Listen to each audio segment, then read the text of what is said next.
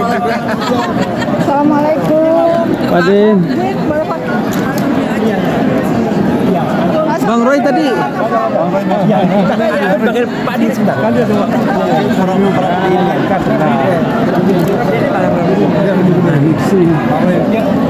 Pak Roy. Ibu-ibu dengan Ayo Bu, wawancara dulu Bu, wawancara dulu. Ntar ya ibu-ibu ya. Ntar Bu. Biar teman-teman media dulu. Pak, aduh, Antoni sini. Pak Antoni, Prof. Dorong ya Pak Antoni. Mari. Didin Damanuri. Enggak, mulai dengan pertanyaan aja. Selamat siang Pak.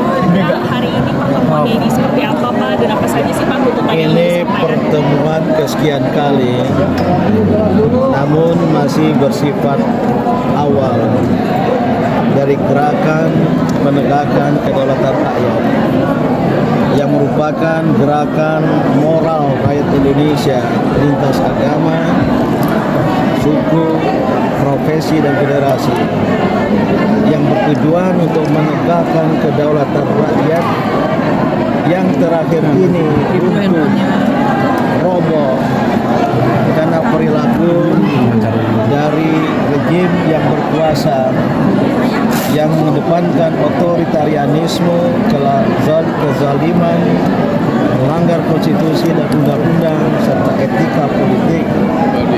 Maka semuanya bersepakat untuk adanya pemakzulan presiden. Namun lebih daripada itu, gerakan ini akan berjangka panjang, berjuang untuk secara sungguh-sungguh menegakkan kedaulatan rakyat dan mencapai cita-cita yang telah diletakkan oleh para pendiri bangsa Indonesia yang merdeka, maju, adil, makmur, dan juga berdaulat. Di samping saya ini ada yang sana duduk ya, ini di sana. Ini ada ahli telematika, mungkin satu poin tentang IT, dan ini ekonom.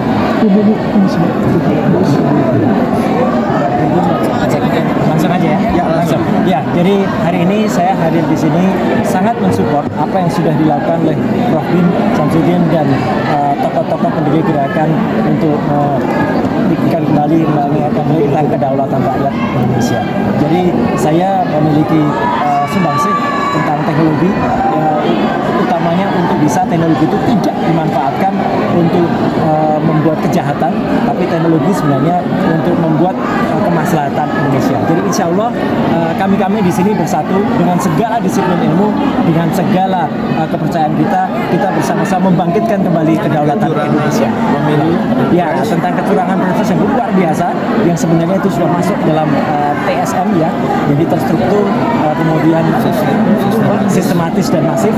Tetapi kita juga ingatkan jangan MK itu hanya terpengaruh pada kuantitas saja, tapi kualitasnya. Banyak sudah tulisan-tulisan yang saya dari hari ini bersama-sama dengan gerakan yang Prof. Samsudin wujudkan kembali. Kita ingin membangkitkan kembali hati nurani rakyat Indonesia untuk membangkitkan kedaulatan Indonesia. Ini ekonom.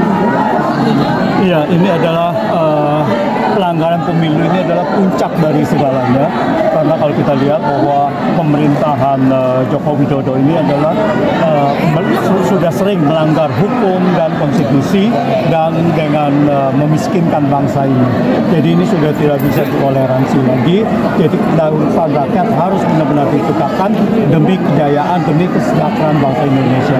168 juta penduduk Indonesia adalah penduduk miskin menurut Bank Indonesia dengan pendapatan hanya 1,1 juta rupiah per orang.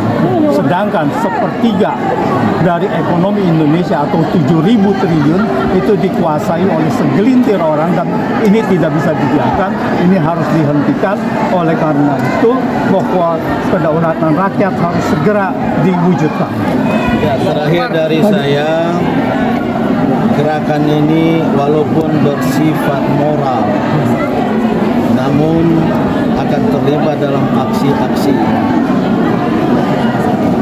Maka dalam waktu dekat kita dorong simpul-simpul, kelompok-kelompok, bahkan yang sudah memulai lebih awal untuk terus bergerak dan khusus gerakan penegakan kedaulatan rakyat merencanakan sebelum tanggal 20 Maret pada bulan puasa untuk melakukan gerakan aksi yang lebih besar, dan insya Allah para tokoh akan turun beroperasi khususnya di depan MPR, DPR, dan DPD RI.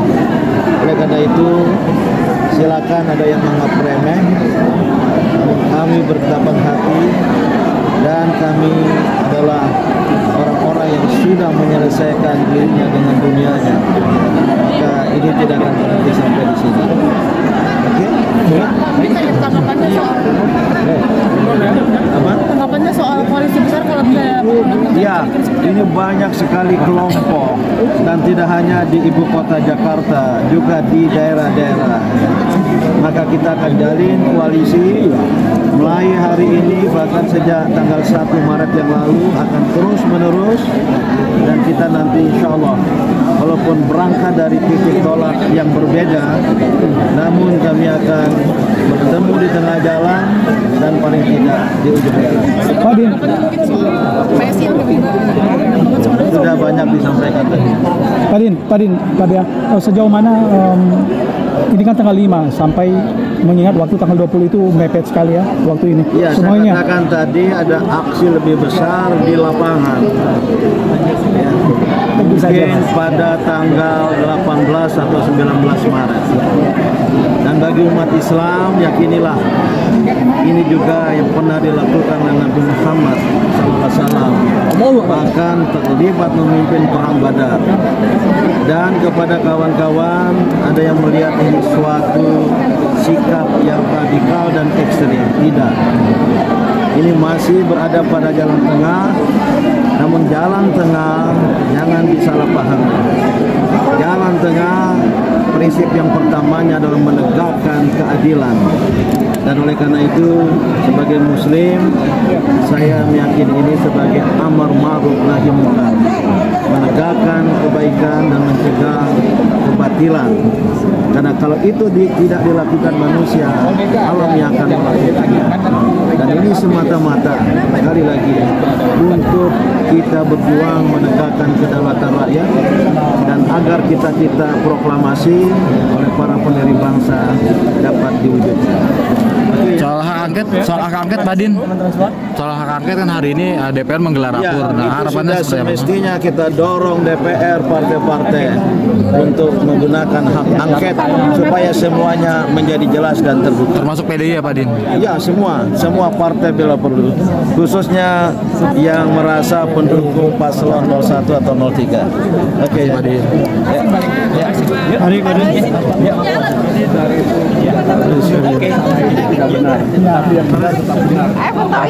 koalisinya dong.